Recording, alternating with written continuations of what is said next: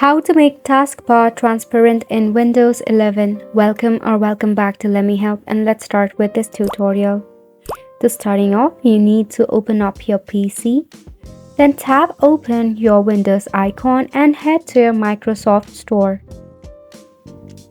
Once the store is fully loaded, in the top in the search bar, you have to go ahead and search for Translucent TB. So this is a free application that you can easily download in your laptop or PC. As you can see the Get option. Select on Get. Now it has started to download. Mind it will take a while depending upon your Wi-Fi connection.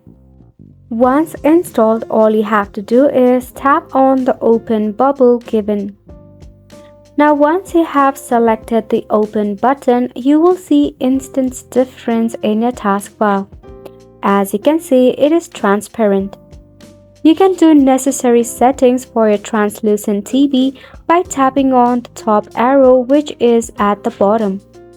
From tapping on the arrow, you have to go and select the logo of translucent TB.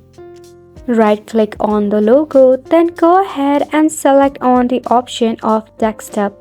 Here you will find normal, opaque, clear, and acrylic. You can select some of the options as well.